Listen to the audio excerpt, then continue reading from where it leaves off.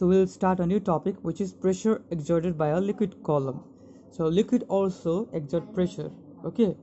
Just like a solid exerts pressure, liquid also exerts pressure.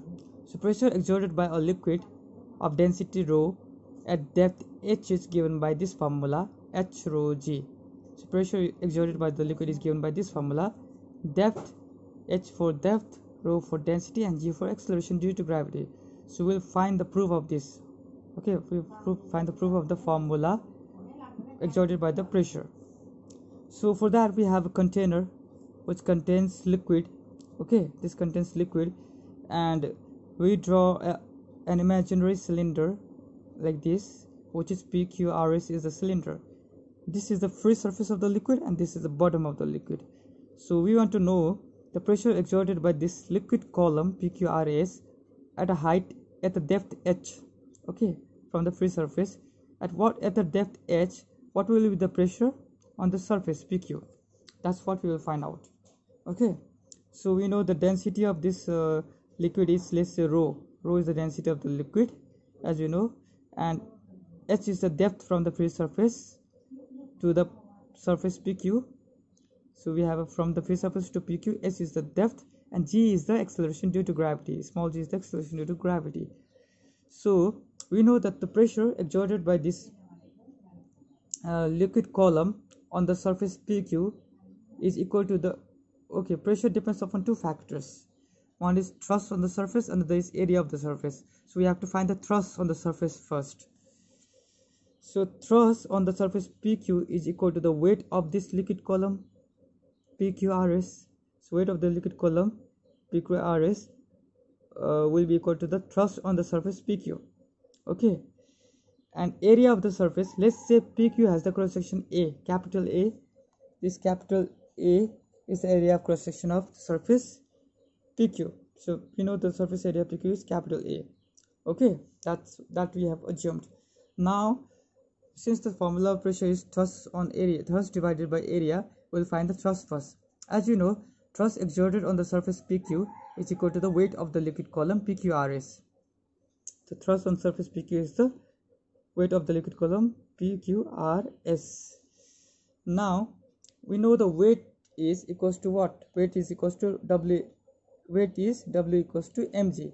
So mass, if you know the mass of the liquid column PQRS, we can find the weight, and that weight will be equal to thrust. For that, let's see. We know rho is density and V is volume of the liquid column PQRS. Let's say V is the volume of the liquid column PQRS.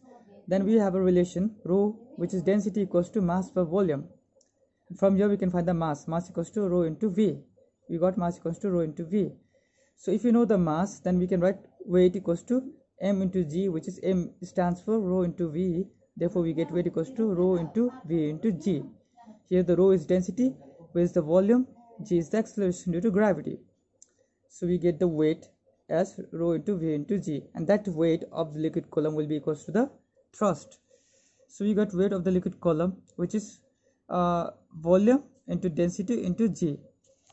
Now volume can be written as volume of the liquid column PQRS. See, this is the liquid column PQRS, and how to find the volume?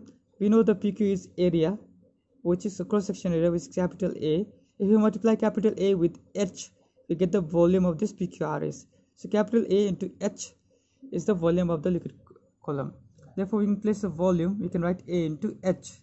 Density is rho, we write density as rho, and G as G. Okay, so from here we get the thrust exerted on the surface PQ is A into H into rho into G. So H A H rho G.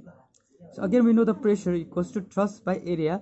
So area we know, which is capital A. So we write area, we write thrust expression from here, and we got the A and we got H rho G.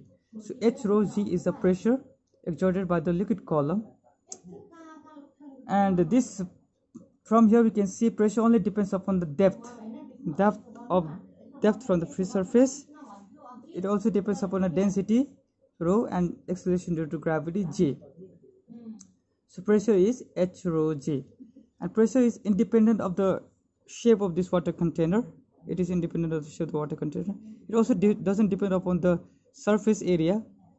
of like PQ, area surface area of PQ, because it is just h rho g. It depends upon depth, density and acceleration due to gravity. Okay, depth, density and acceleration due to gravity, it depends. And from the expression we can see it depends directly. See, P is h rho g. So h, if the depth is more, pressure will be more. If the rho is more, pressure will be more. If g is more, pressure will be more. So pressure is directly proportional to h, rho and g.